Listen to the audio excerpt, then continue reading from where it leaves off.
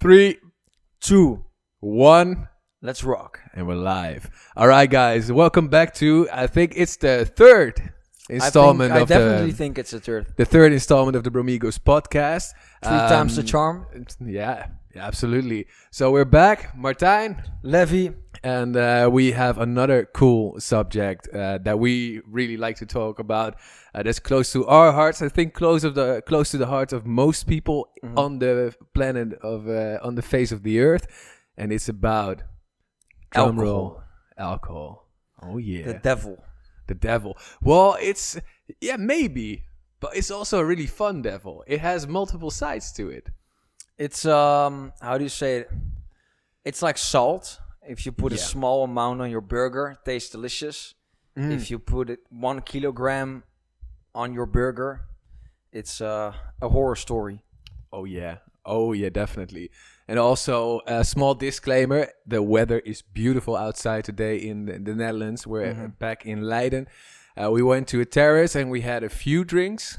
We just wanted to ease into the podcast because it is about alcohol, and we thought it would make for maybe a better podcast this way. More in tune with our. Tune into our character. Tune into the subject, and that's what we're doing right now. So yeah, let me close this one up real quick, so we have a better view, and you guys can see me a bit more. Because otherwise, you're only going to see his neck. Yes. But yeah, today we're going to talk about alcohol in general. What does it do to us humans?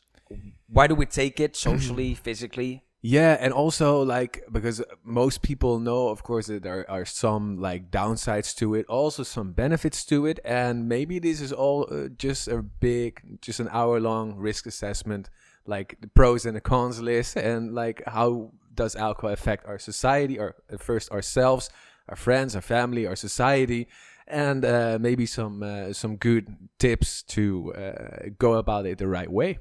I think because like alcohol, if you look at it almost spiritually, it's like a devil that you need to control it, right? You need to have control over it, otherwise it's gonna have control over you. Yeah. And it should be implemented only for a small amount of occasions, socially, or you shouldn't wake up and start your day with, I don't know, morphine and vodka so that you become a superhero, because I would like to become a superhero. Vodka but man. Okay. I am already vodka man. Okay. That's just the character that I play. So Mr. Ventricht, I'll give the audience to you. You can start off. Well, sure. We were talking just now before starting the podcast about maybe starting with the biological stuff, the biological effects of alcohol. Of course, lots of studies have been done about this. I think the studies have said a lot of things, like, for example, wine was supposed to be good for you, like red wine was supposed to be beneficial to you. I think the consensus right now is that all alcohol is basically bad for your body. Yeah. Essentially it's a poison. It's not good. Your body has a difficult time processing it, and it's the first thing that's going to be processed when it gets into your body. Yes. So even if you just ate some food, like there's alcohol, first the liver is going to process out the alcohol and like try and get rid of it. Highest priority on metabolizing alcohol. Yeah. But I think it's also good to start with the biological aspects, because if we like start with the social aspects, you have this little devil in your head already. Oh yeah, it's socially acceptable, nothing wrong. Yeah. But if you start with the biological side, like the confrontation, I think that's a better one. Well, yeah, it's a good one. So we'll start at the biological aspect and work our way through it, and go to the social aspect, then also to like what addiction, like using it as a crutch to like maybe be able to do certain things, like be more socially confident or whatever. Take off the sharp edges. Take off the edges. Oh yeah. Don't forget some personal funny stories. Oh, there's always gonna be some personal stories. Always. I'll just start. I think it was actually younger. I think it was like... start with the personal stuff right away? Yeah, just give a quick overview. I think it was 11 or 12 when I drank for the first time. I was in the second grade of high school. It was 11, 12. And that was a school party. We went with some people that were a bit older than us, like they were 16. They were back then they were allowed to buy alcohol. It was 16 in the past. Now it's the limit is 18. Yeah. Back then it was possible, so we went and bought like some the breeze and stuff, just the very light, and very sugary drinks. The sugary light drinks with like 15 or 14% alcohol. Oh yeah. Well, Passoa like and, between 5% and like 15%. You guys know your stuff probably. It's the Smirnoff. You know that one? Yeah, it's Smirnoff, it's Breezer, it's Safari. Petrikov was also a thing. It was like and this the red kind of vodka. Yeah, oh my god, and loved it, and that's where we started. And so was young to the party. My parents might have known, and if you're watching, you will know by now. And it was fun. It was, of course, it was like, oh, it's not allowed, and it's like experimenting, and you feel like an adult because it's stuff you can only do when you're like 16 or 17, 18. And so we felt like maybe bad boys, or just like we had that vibe like, oh my god, we're really doing this. So it was the first time, and of course, like student times rolled around, like from 16 on, it got more and more. Yeah. And I remember it was 4 years ago when I moved out of one student flat and into a container apartment, which is a small studio. And I had some issues. I was on the verge of, not on the verge. I had some breakup history that I had to deal with. A very difficult, complex situation. I left that flat and that social setting, that dynamic, and I was just overworked. I worked 2 jobs. I drank a lot of booze and I smoked a lot of weed. I did some other stuff, but mostly just never taking any rest. And then when I got settled into the new apartment, I made an appointment with a psychologist. After a brief period of waiting, I finally got to it. And one of the first questions he asked me, beside the basic question, was also like, okay, so Levi, you're a student. So let's just also look at... How much do you drink? How much do you drink? How much do you smoke? And not only like smoke cigarettes, but also smoke weed. And are you doing any other stuff? And so we were sitting in the room together, and I was like almost like counting it up. And okay, in that other apartment, on your flat, in that student flat, we had a bar downstairs, like a student pub downstairs, with very cheap beer, very cheap wine, very cheap drinks altogether. And it was like a group of like 30 people, 30 students that came there on a regular basis, and I just got drunk 5 times a week, which is fun. But then I got to assess, like, okay, how much am I drinking? I was like, well, maybe five beers here, 5 beers there. And I came at a total of like 30 beers a week. If I like calculate what's the limit everything. for alcoholism? I think Google says like 16 or something. If you drink 16 glasses a week, you're considered like on paper an alcoholic. In our country, for men, it's 2 drinks a day. That's 14. That's 14 a week. Yeah, but that's 14 units. That's almost easily doable, because 1 unit, just for the watchers that don't know it, is like 1 glass of beer or 1 shot of vodka or like 1 glass of wine is all considered 1 unit in alcohol. Yeah, something like that. And it's like for some drinks, it's more units per glass. But let's say you don't drink during the weekdays. You drink 7 glasses on Friday, 7 glasses on Saturday. That's pretty heavy, but let's say you can manage it. Then you would be within the limit. But the fun thing was, and there was a misconception here in Holland, and we have this dictionary, this Dutch dictionary, Dikke van Dalen. Oh yeah, and it's the Dutch dictionary. And a misconception among students was like, yeah, but like that's the limit, and that's like the bar for alcoholism. But there's an exception for students. And we always said that to each other. But it's not true. I checked it. No, it's the denial. It's not true. It's not in there. It might have been in there in the past. It's not. When you started drinking, like really drinking, like 8-16, like multiple glasses a day or a week. Yeah. What changed? Because like I remember from my time, I started smoking cigarettes really, how do you say that? Occasionally. Yeah. And like drinking when I was 16 and a half or something. Yeah, then you started with alcohol or a cigarette every now and then. Yeah. But I didn't smoke or drink all the way through now that I'm 25, but just like as it started. And also periods of abstinence in between. Yeah. But I remember being extremely like drawn to it, because like back when I was 12 or 13 and my parents will drink, for example, it's always this shady subject, right? Oh, what are you doing? Are you drinking Coca-Cola, water? No, this is beer. It has alcohol in it. It's for adults. And like when you see on TV the commercials, 18 plus, and we were all just like the same with like porn. You know, it's like this dark, like 18 plus kind of forbidden section. Yeah. It's naughty. It's naughty. And it's like, oh my God, I'm not allowed to do it. But you also see that it influences people because people get drunk and you're still a kid. So I was extremely drawn to this, like, ooh, this is like naughty, bad stuff. Yeah. Did you also feel like I felt that for a bit, also because of the commercials on TV and you know, like with movie stars drinking a beer or something, you know, I always felt like, oh my God, all the cool people, they drink. Yeah. Also smoking. But that's another topic. But like they smoke, they drink, and it's just these bad motherfuckers. And they drink and they smoke and they party. And you just want to be like that. Yeah, I think really when you like start drinking or smoking, it's the same. But let's stick to drinking. Like age 14, 15, 16, it's so much, you know, just heavily influenced by peer pressure. I remember when I started drinking, age 16 and a half, I didn't even do it because I liked it. I was like, I remember once I was at a party with my brother and we were like 17. And like people were almost pressuring us to drink beer, but I didn't like it. So I remember like we were in the backyard secretly, the two of us, and he was like, without anyone seeing it, he was pouring Fanta, like you know, like just a orange soda thing of cola. He was pouring it into my beer without anyone seeing it, so that it would taste not that gross to me. Because like, at first, the first beers, they are disgusting. Nice. Yeah. I mean, I like a beer now. I don't drink them anymore for like stomach reasons, but I like a beer. But how did you, I'm really curious about that. How did you experience like the social peer pressure when you started drinking?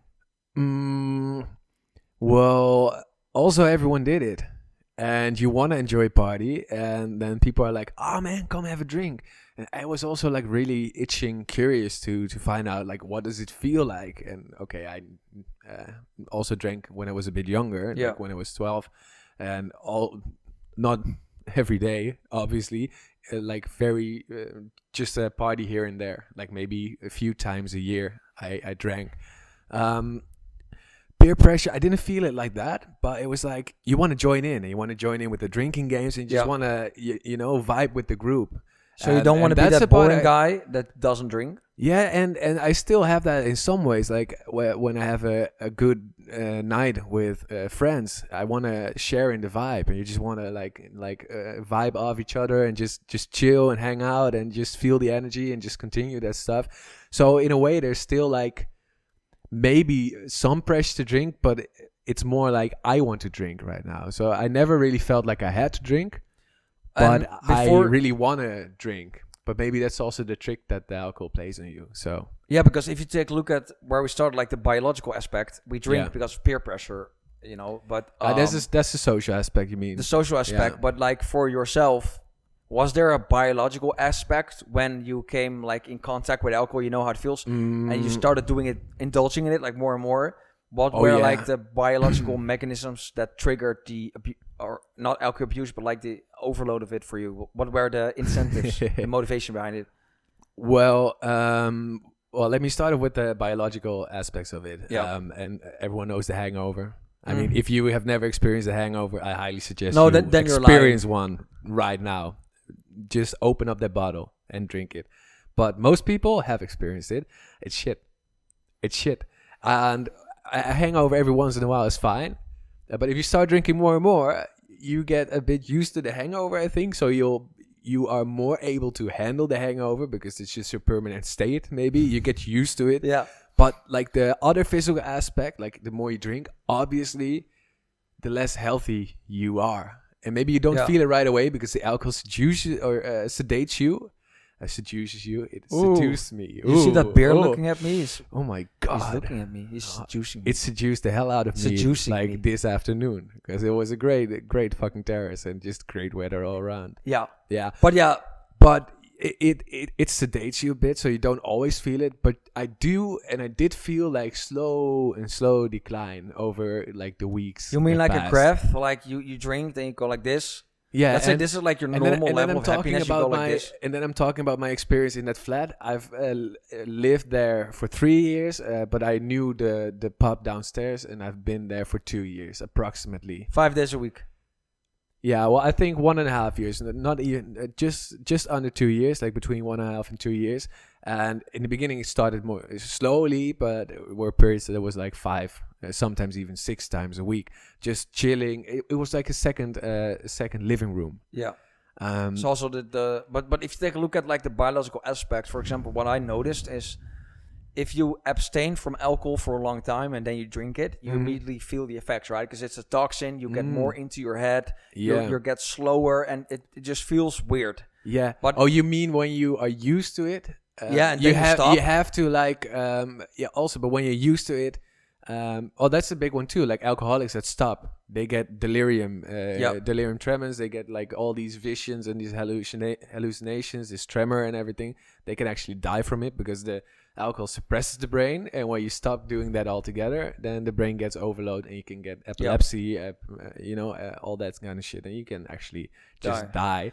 But I felt like that too, and I think you mean that too. Like when you have been drinking for a while, you have this like certain rhythm. You are to almost it. in this like haze, this blur. You Yes, don't feel and then you need like a drink or two to get loosen up the edges. And to wake up again. Yeah. And that's the part that's when you know, like there's a difference between drinking for the fun and the social aspect, or drinking to get rid of the withdrawal effects from your previous drink. Yeah. So for example, when you drink like 5 days a week, you often wake up slow and blurry, and throughout the day you get more energy. Yeah. And then when you finally have that drink again at the end of the day, you're like, you're coming down. Yeah. And I think also biologically, like if you drink a lot, then you have ups and downs, but you will never reach the same clear state as you would if you're sober. So you're continuously like spiking and going down, but you will never.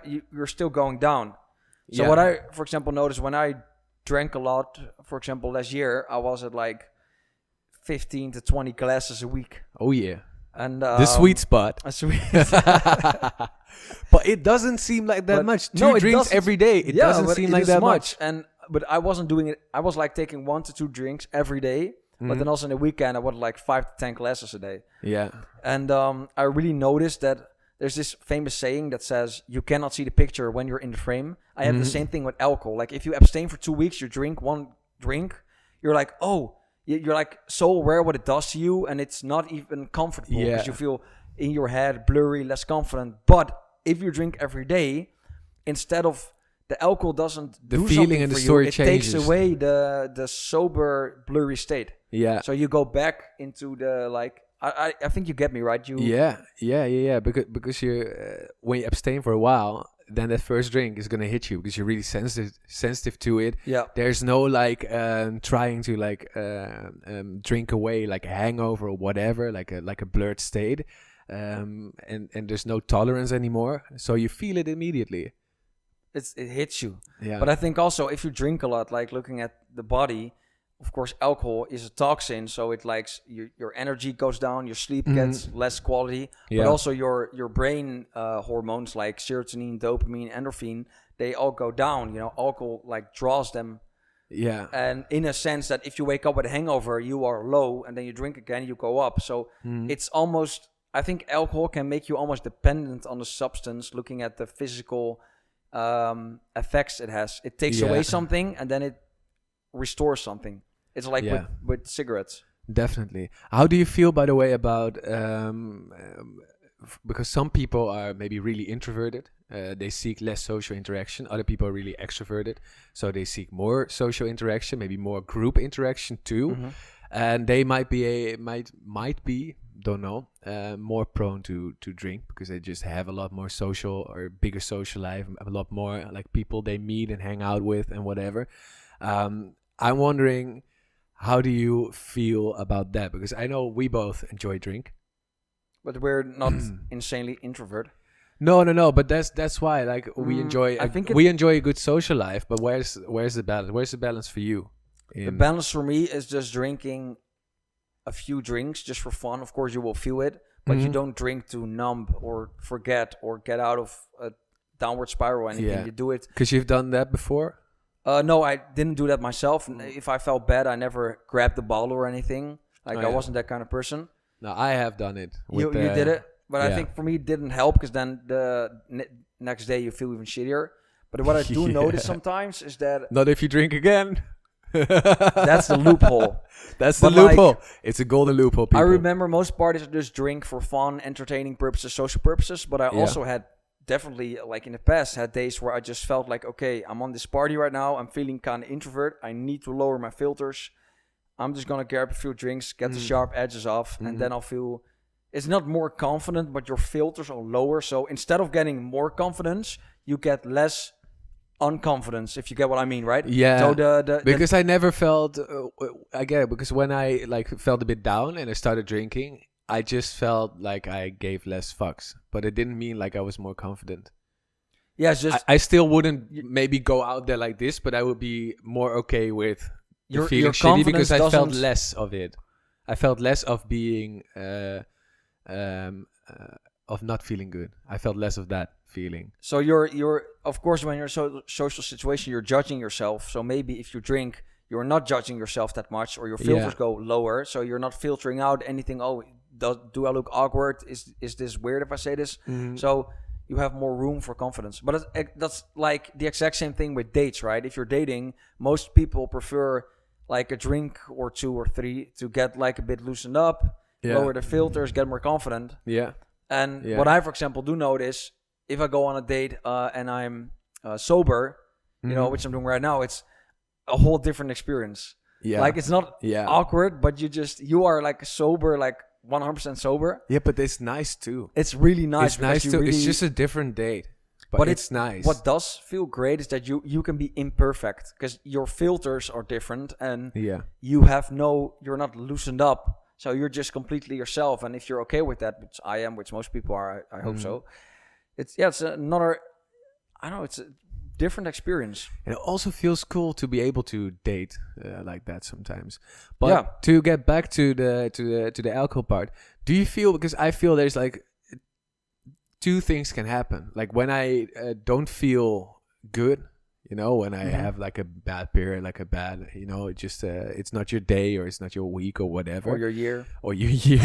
Let's hope it doesn't come to that, but it can happen. And I've also had that for, not a full year, but maybe like a few months that you're just like, a bit less. And in those periods when I drink, it doesn't always do me good. But when I feel really good about myself, when I drink in those periods, sometimes it feels different. It's a bit with, and drugs have that as well, like setting. If you feel good about yourself, if you just are in the right frame of space of mind, headspace, then a drink can sometimes uplift you. How do you say that?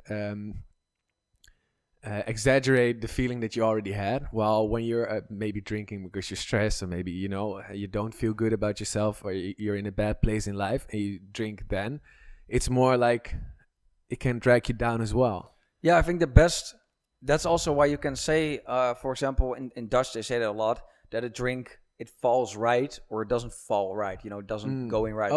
But I think it's really important for everyone to know with alcohol, it can either inhibit things or activate things. So let's say if you are confident and you drink, you can either feel more confident or it can lower your confidence, so you feel less confident.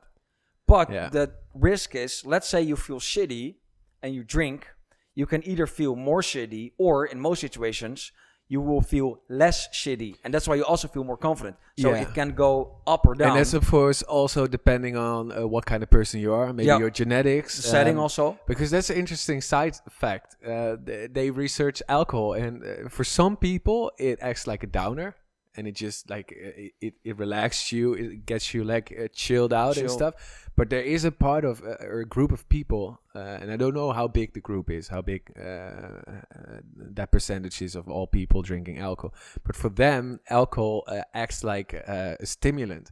And a very strong one. So it's almost like, maybe like, it's not the same effects as cocaine, because it's been well documented. But it acts more like a very potent hard drug in that way. Well, I don't experience that way. No, for me, I think I have both. You know, It it's doesn't also give me depending on more how much energy, do you just- drink. It's like sometimes when I drink a lot, I still have a lot of energy, but just other parts of my brain are inhibited. So like are shut off. So you're still not. You think you're energized, but I think you're like less conscious. Yeah, and they saw it in like in like measurements of, for example, heart rate and blood pressure. Like some people, their heart rate goes a bit down because they're drinking, and it just, you know, it's a sedative. And for other people, it shot way up. It was like a really strong, like, oh, let's fucking go and let's fucking party. Yeah, some people, everyone knows this. Like this weird guy in their friend group, they take one shot of vodka, like one drink, and just click. And they become like, oh, let's do this. And then it's just like they've sniffed like the whole pack of cocaine. And they're or a completely something. different person. Yeah. But what was your? I'm really wondering. What was your weirdest ever alcohol experience? Fuck you, man. You know which one it is. Okay. And afterwards, I want to hear about yours. Okay, sure.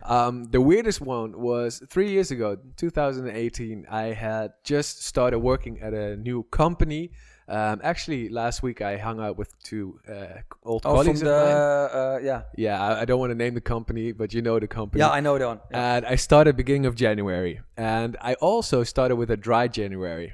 So just dry, and that's no a month of no alcohol for the people. Oh yeah, no alcohol. I eventually kept doing that for 2.5 months. So somewhere halfway March, which was also the time we had a party with our team, a team party. Also with some managers and stuff, but they left eventually, and then we just went to like a pub because it was fun. We started at a karaoke bar, and then eventually we went to a pub, and there was like the more elite, well, not elite, you know, like but the core of the group, the core party people, like the people like were like, oh, we're gonna do this, and the old people went home, and then the young people went on to party. You know, it was really like that, and I decided this is a really nice, I want to really enjoy this party. I want to drink at this party. This is a really nice way and a nice time to stop that dry period. Yeah. It was also really bad timing. Because I remember I was working until 7. Then I came down in the lobby at the reception and in the canteen. And a few of my colleagues were sitting there waiting for us. And it was a bottle of vodka. It was almost empty. And I decided I was gonna chug it. No. I decided then and there that I was gonna drink together with my with one of my colleagues, a guy. Let's call him Greg. What's up, Greg? Yeah, no, Greg, you know who you are. Good guy, Greg. It's not his real name, but just leave it out of here. But Greg, and I thought, let's just drink with him. He seems like a party guy. Let's just do it. It's gonna be fun. Yeah.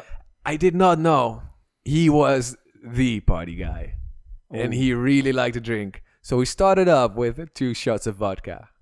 Okay, damn, but I could manage. Then we went to the karaoke bar, and then he ordered like Jaeger for everyone. Not everyone wanted it, so there was a Jaeger left, and he went to me like, yes, let's split it. And there was already, you know, the path had been carved. It was already going to be like an insane night. Well, fast forward, at the end of the night, everyone was really fucking drunk. I was going to go home, and I was like, I'm going to go home. And I pointed that way, like, I'm going to go that way home. Turned out I needed to go that way. Ooh. So it was a big, I went the wrong way. And it's Amsterdam, and Amsterdam has these beautiful canals. And I stumbled upon a canal, and apparently it was empty. Because they were doing construction work. They were building a parking garage underneath the canal. So part of the canal had been like shut locked. Off? Yeah, shut off. Yeah. And the water had been pumped out of it. And there was an opening into the construction site. So I was like very fucking drunk. I was like, oh, okay. I'm just going to go down there. And it was beautiful because the canals are really, really deep. So really tall. And then you have these beautiful Amsterdam houses. They are really high. And it was just beautiful looking at that stuff.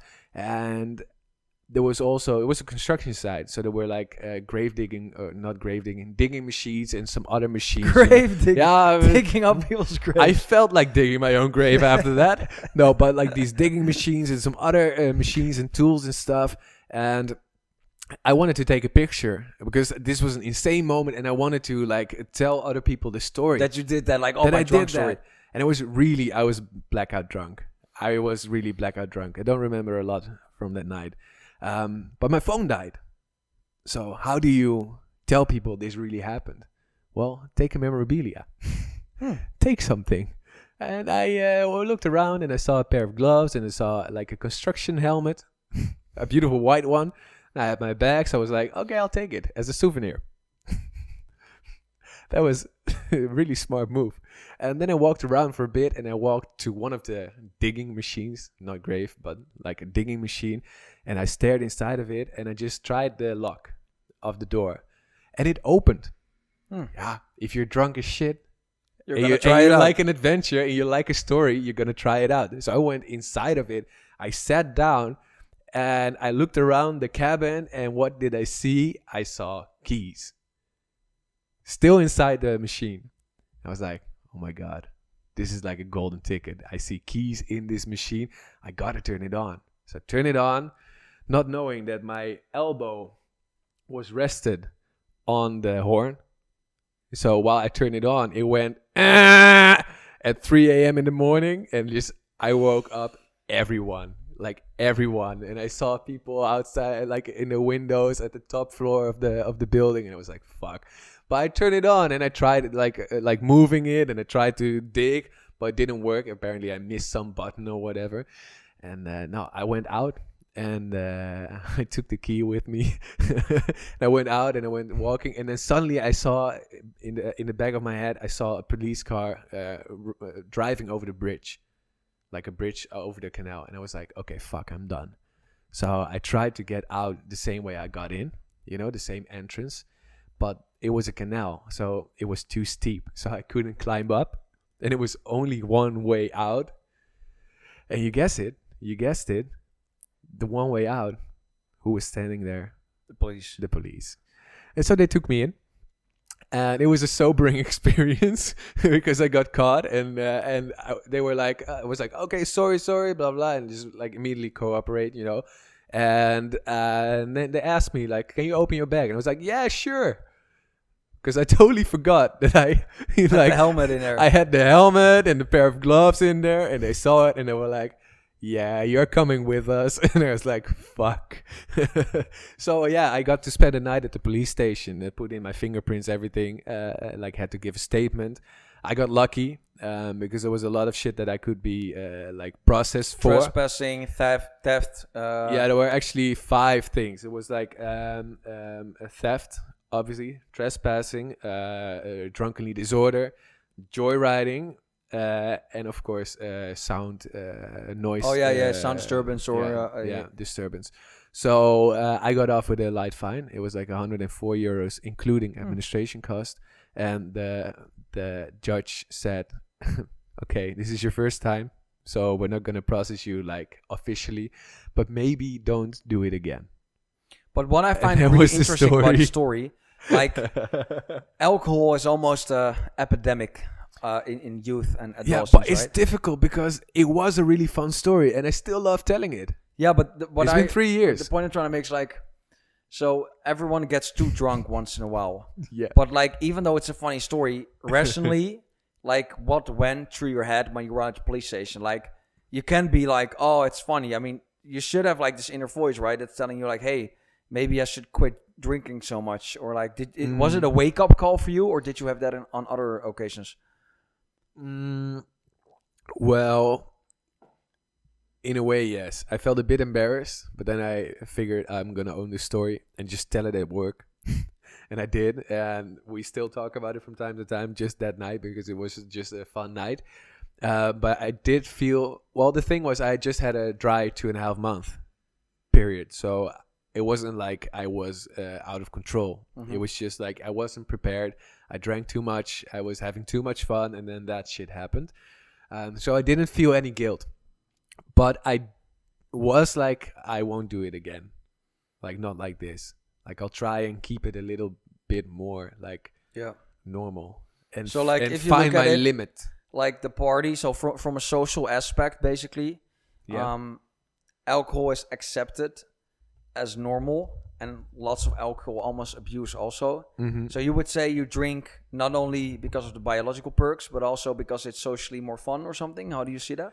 Well, I don't see any biological perks because it is something, it tires me out. And I think maybe a lot of people watching this have the same thing, exactly the same thing. Is like alcohol is can be really fun on a social level.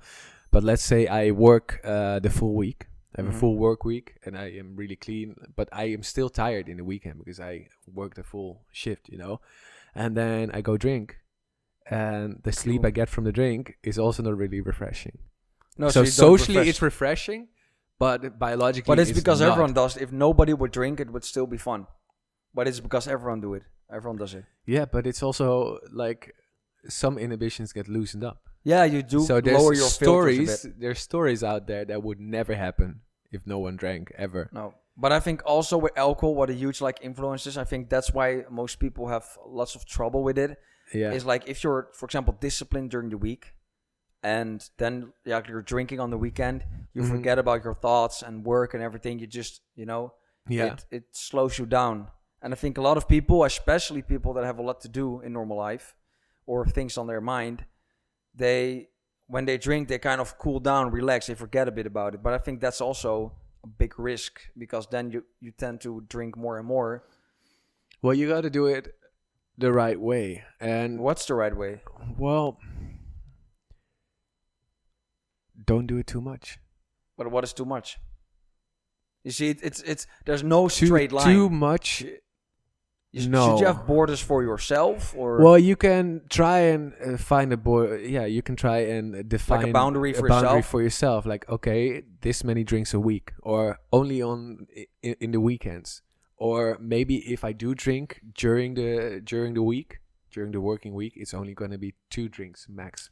Just set but boundaries. The weird thing is, if you set yourself a limit, sometimes it works. But what I, for example, noticed, if I just set myself a limit, most of the time I will go over it, because you're so fixated on, I can only have 4 drinks. But for example, we were on today outside for like 2.5 hours. I had like 3 drinks in total. I feel completely fine. Yeah. And I wasn't fixated on the boundary. But I think also depends on what you're doing. If you're just socializing with friends, it's way easier definitely, than going to like big parties and stuff. Yeah, but there's also something like, I like to hang out a lot. Like, I like to have a big social life. In my ideal world, I would do it 7 days a week. And sometimes, of course, I need some time to recharge. But I like to hang out, even if it's just for an hour or maybe 2 hours. Just hang out with someone every day, if possible. But in that sense, it's very easy for me to drink every day. But that's obviously... Yeah, but it's dangerous. That's also not what I want. So I don't do it. No, but the gateway to like 1 or 2 drinks a day is so low, and that's why it's so dangerous. Because you will not like notice it that easily the next day. That's why I'm more a fan of like don't limit it day to day, and then really fixate on a number, because I really get you. If you fixate on, it's the same as with we talked about NoFap in the first porn podcast. If you guys haven't watched it yet, shameless plug, just do it. Go watch it. It's good. Do it. And the thing with that too is, if you fixate on not doing it, or you get fixated on it, and there's like a huge pressure on doing that. And if you maybe have like a fun night, which is really fun, but you like went over your limit a bit, then you can feel extremely guilty of that. So you're actually saying if you want to quit drinking that much, just quit drinking that much, but don't fixate that much on like abstaining or a limit, because it's gonna... For example, what I had when I just lived here for like a month. Is this now your story? Oh no, this is not an extreme story, just one story. Okay, we'll do the other story. Yeah, but anyway, no, like my neighbors invited me for a party, and I was there. And normally I have myself under control with alcohol. I don't know why I drank so much, but we started doing like beer pong and games and stuff. And I drank so much that eventually the light just went out. I was still there, but I wasn't conscious. And all I know is that blackout drunk. Blackout drunk. And the next day I woke up and I was in my bed. And I was like, how the fuck did I get home? What did I do? And seriously, it was terrifying because I just didn't know stuff. And at that moment, it was like the 1st of March. Did it feel scary? Yeah, because I didn't know what I was like. I was still Like losing your... I lost like, I don't know, maybe 1 hour of my memory, but in that hour I was still at their place. I had zero idea what I've done, what I've said. So I was extremely And anxious. so you had to go ask, what did I do? No, I No. just I did it in a really subtle way. Like I spoke one of them like a week after. I just cool party. I was, guess I was pretty drunk, and they didn't say how to say, they didn't go into it like, oh yeah, you did this and this. They didn't say anything about it, so I thought it was cool. Yeah. But anyway, But you still felt a bit embarrassed about it. yeah, sure, Yeah. because Yeah. I didn't know what the fuck I did. But like after that, I woke up and I decided for myself that as long as I'm gonna live here, I'm just not gonna do that ever again. And since then, I never did it. Sometimes I drink 3 beers, sometimes I drink 8, but I also keep it between the lines. And if you're fixating on a certain amount, you will always, I can only have one more drink. If you think, okay, so you're saying like sometimes you need to learn the hard way. Yeah, but like, also you what- need to what keep are it my within limits? boundaries, but don't be too strict. If I'm at a party Yeah. and I have 2 more hours to go, and I'm gonna tell myself for the whole 2 hours, I can only have one more drink, it's not gonna be fun. No. But you should No. also not drink 10 beers. But it's about the balance. Yeah, and so I think, and that's at least what I want to give everyone watching as a takeaway. Like, first try and define your own boundaries, because yes, alcohol has bad effects, like biological effects, also social effects. Like you can, drink yourself down if you do it too much. You can feel guilty, you can feel ashamed if you like get into a spiral, and it's obviously going to be really negative for you, for your mental well-being, so your physical, your mental, and your social well-being. So first of all, define it for yourself. Like, what can I take in a week? For example, I would just take the week. Ask yourself also, why do you drink? Because if you you don't have to go read a whole motivation letter to yourself, but I think most people almost forget why they drink in the first place. It's a hard drugs. We don't need to forget that. And if you just drink because it's normal or socially accepted, really drink to enjoy it. And if you drink, be mindful. Really enjoy the taste, enjoy the feeling, but don't just make it a habit that if you land on the couch after a day of work, you're just gonna grab a beer. Like that's. Oh yeah, definitely not. And then you don't enjoy it anymore. No. Yeah, well, some people do. They really go for that beer after work, but then you're still enjoying it. But what? Yeah. So your first tip, you would say, is boundaries? Well, I would say, like, if we're talking about boundaries, first of all, try and see if you can define your own boundaries. Because everyone's different, and maybe you have like a certain set of boundaries that really helps you and that really works for you. If you're not able to do that, or if you're struggling with that, I would suggest, and this from personal experience, trying it out, and also just, also because I've been there in the place that I drank a lot, also because everyone in my area, the pub downstairs drank a lot. Some people still do. And I had to come all the way to also periods of sobriety for 6 months. Also last year, 5 months. And now it's in between. Like sometimes I have a week or a few weeks that I'm a bit less. Well, that's been a while because the last few months I have had a lot of fun in my current apartment. But what really helped me is, if I feel like I want to drink less, I will not do it during the weekdays. I will say to myself, Friday and Saturday. That's fine. No limit. Friday and Saturday. Well, it depends, of course, also if you're a student, yes or no, because then the lifestyle's differently. But I think that's a huge one. That's it too. Like I will say to myself, Friday, Saturday, it's the weekend. No limit, no restriction on I can only drink 5 drinks. No, it's gonna be fine. But also on the other side, the other part of it is keep myself busy. Also during the week, eat well. If you're at home all day, have some hobbies that I would like to do. Also find friends that you can chill with, hang with, without drinks. Because I know for a lot of people, and again, you might recognize this, is that if you have a lot of party friends, it's always gonna be a party. And if you only meet them and only see them when you're having a party... Yeah, those are the drinking or drug friends. Everyone has them. And then you hardly do anything in a social setting without it. Go for a bike ride, or go just take a walk or whatever, or just go to a museum or whatever you like and want to do. Some people are more party friends and drink friends. And maybe you still have a really deep connection with them. Because I have... and I'm also in a lot of ways that kind of person. I really love a good party, but you need the balance. So also maybe look some at your friends social circle basically to see if you're only hanging out with like partying friends, or if you also have because if you only have party friends, then you shouldn't be surprised that it's really hard to not drink when you're hanging with friends. Yeah, but for example, if we take a look at ourselves, we are like good friends, and also all of my other good friends, we don't drink that often together, not too much. No, we always drink like 1 or 2 beers. In that way we are more dynamic, I think, because we really like to have a beer or like a wine or whatever together, but we can also just hang back and just chill or go do stuff. Yeah. So I think the social setting is important.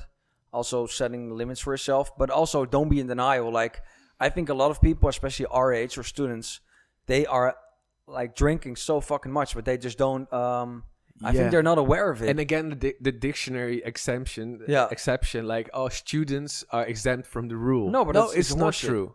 And I think a lot of people are also not mindful, conscious about it. Like, some people are, if you really take a look at their lifestyle, they're drinking every single day, and they know it's a problem, but they just won't acknowledge it. They're not conscious about it. And then, once you meet them sober, they're like lazy and sluggish and slow. And and there's also a thing, like a former friend of mine last year, she was really fun, but she drank a lot. And is this your Siri? Yeah, she I wants some attention to. No, but a former friend of mine, she was really fun, but she was really into drinking a lot. And I just felt too, like when we're hanging out like sober, she was really like closed off, because she almost like needed that drink to open up, and she liked to open up. But there's like a thing, like for me too, like I'm a very extroverted person. I am very I can very easily share stuff, just like right now, you too. But when I have a period and I drink more and more and more, my sober life is gonna kick back a bit. It's gonna be harder for me to open up when I'm sober. Oh, because you're more in the alcohol life, and then the sober life is different. You're more used to it. Your body's more used, and your mind is more used, or your brain is more used to the alcohol, and so it kind of feels like a withdrawal. And when alcohol opens you up and it sobers you up, when that's gonna be the new normal, and you get used to it, your new standard, and then you are sober, that's gonna be more difficult. And that's what I saw in her too. Like, really, she was really great and really fun person. But it was more difficult when she was sober, and I don't know if she knew that well herself, but I could see it. Yeah, I think it's also, if you, for example, drink alcohol, and every time you drink and you're with friends, you are conditioning yourself to you're conditioning yourself to open up. Yeah. Then it's gonna be the new normal. So every time you are sober, you're not really that eager to open up again, and eventually you become like really introvert. And then only when you drink, you're extrovert. So then you're actually depending on the substance to be able to function, which I had for a long time also. I was never a problematic drinker, but I always relied on alcohol so that I could get that extra edge in my character, like be a little bit more funny, a little bit more extrovert, a little bit more energized, a little bit more interested in other people. Yeah, and I think almost everyone's been there. But just let us know if you've been there. Because I think most people, if not all people, have been there. But I think the biggest problem with alcohol is not only the fact that people drink a lot and what we just discussed about being more open and lowering your filters and biological aspect, but I think the social acceptance of it is just, I've listened to a lot of podcasts and videos about people that are not drinking alcohol anymore. So they they are sober for a few years, not because of addiction, but just out like moral principles. Yeah. And they also say, like, when you stop drinking for a few years and then you take a look at society, how much alcohol there's being consumed, how people are being drunk. Yeah. It's so socially accepted, but I don't think it's really that healthy. Yeah, I don't know. Look, biologically speaking, it's not healthy at all. That's, again, been well documented. Everyone knows it. Everyone feels it when you drink a lot. But there is something, like, apparently we miss it. And we've been talking about this before the podcast too. For me, and I want to know how you feel, how you think about it. For me, I think we're so in our heads always as humans. Always thinking. We're so always thinking, like trying to solve problems. You know, just thinking a way through things, over analyzing, paralyzing about decisions. And there's so much to decide. There's so much, especially in the modern world. There's so much information coming right at us. We need to filter a lot. We need to make decisions. There's more opportunity than ever. Like for us too. And society is also you can 24/7. Yeah, you can become anything you want. You can study anything you want. But then, what are you supposed to study? Whereas, like now, you can be your own person fully. Whereas maybe 100 years ago, your dad was a shoemaker. You become a shoemaker. Whoa. It's more cut and dry. Yeah. So this is an amazing period because you can basically, within some confines, become anything you want to become. Like study anything you really want to study and do. But it gets us more in our heads, I think. And I think this society the stresses in general, of that stuff. Like the for example, here in the Netherlands, we live in an achievement society. So everyone's looking at papers, numbers, achievements, money, wealth, health. In a lot of countries, but I think the Netherlands is really American-like in that way. Yeah. But what I also see is that most people, even if you're not an entrepreneur, but you're just, if you're having a job, they are so into their heads and focused on their work, and they also bring their work home, like mentally. So I think a lot of people also drink to forget and numb.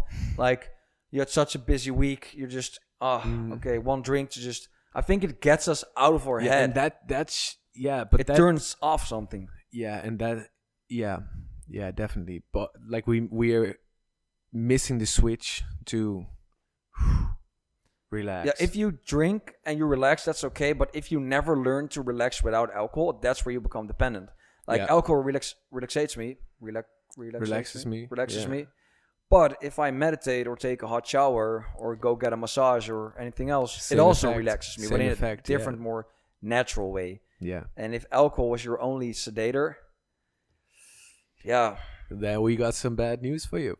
Yeah. Yeah. So I think people should really look at it more seriously and critically. Like, it's okay to drink, no worries. We're not here to advocate soberness, but... Oh, no. I tried it for months and months on end. Doesn't work for me either. I want to tell you guys from experience, for me, it's always been more fun drinking.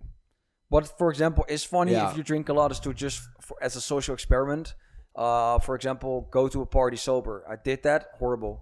But it was good because it was outside of my comfort zone, and I learned a lot from it. It gets good because I did it as well. It gets good after a few hours. But the first few hours, you're really you're stiff. You're really having trouble relaxing. Also because everyone that does drink, they relax faster than you. So they're faster on that level. You all see them like going like, oh yeah, and they get chill and they get talkative and they just get like in that vibe. And for you, it takes a bit longer to get there. But the fun thing is, like when you get to that state, I felt drunk, even though I was sober, because I just felt that vibe and you just go with the flow. But I felt more energetic and more sharp. So that's more witty, more funny. That's and one also thing. More under control. I think that's for example, like 3 weeks ago at a poker game at friends of mine, like here in the south of the city. Yeah. And I chose to stay sober that night, and other people were, drinking, I guess a few beers only. But the fact that I just was sober, I was so focused. So like during the poker game, I felt more mentally sharp, for example, than the rest of them. Yeah. But that's because we were playing a game. But if it was like a social setting, I would pretty much, I think, feel a bit uncomfortable. But if nobody drinks, it doesn't matter. Yeah. It's more about... Is that why you won? Because I know you won the game. Mm-hmm. Yeah, I was Is it because you were sober? I think plays a part. Well, the guy that I was with in like the final round also was sober. Oh. We did both have a coffee for like the brains to match. But let's take a coffee break, then get back to the finale. Yeah. And get me that money. But yeah, it's I think, what I think is a good one. If you want to consume alcohol, as we say in Dutch, you go your gang, do it. But don't let it consume you. Yeah. So you need to consciously choose to drink a beer or 1 or 2 or 3 or 4, but don't let the beer consume you. Don't get dependent on it. Make sure to also have friends that are not drinkers. You know, for example, 2 of my friends here in South, they don't drink like for a few years now. It's amazing to hang around with them. We have great conversations, we laugh a lot, and we only drink coffee. So if you also have a peer group that doesn't have the pressure of drinking a lot of alcohol, so different friends, different environments, and you also just limit your alcohol a bit and you learn to also have fun sober, then you can control it. But otherwise, if your whole social world and you winding down is based around alcohol, you should never feel pressured to drink. Just balance it. You should be excited to drink, but never feel pressured to drink. No, you should feel like I am excited to drink because I know it's gonna be a good night.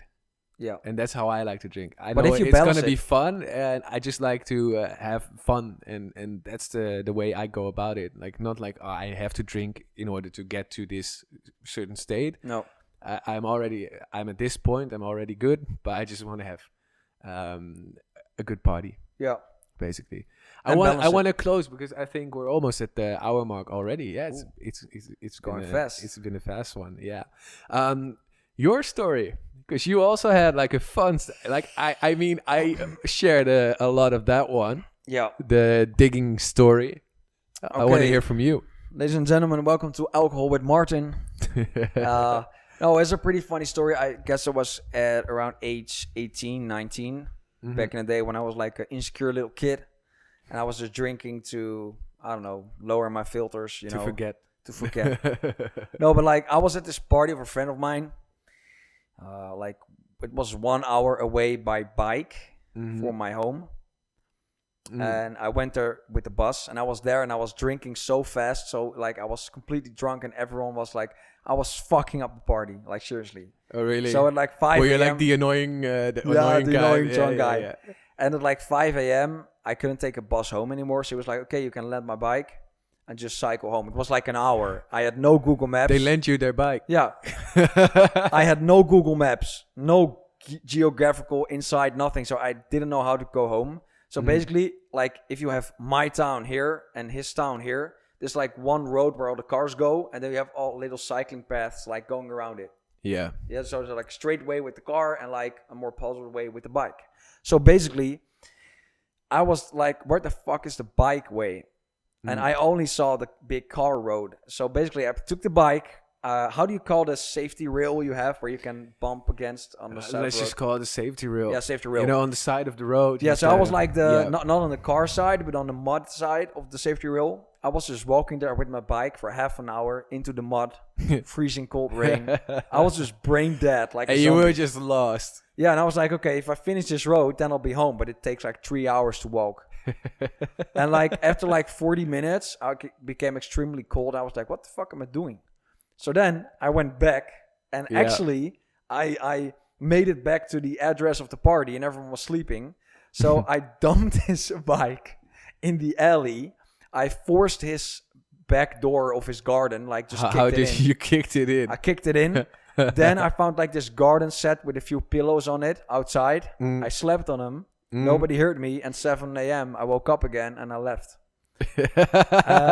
You just up and left. But it was extremely, back when now that I think about it, at a certain point, just my conscience flipped. I wasn't conscious because otherwise I would never like consciously decide to try and go past home. The car. I mean, let's say if I fell on the rail, then a car would have hit me and I would be dead.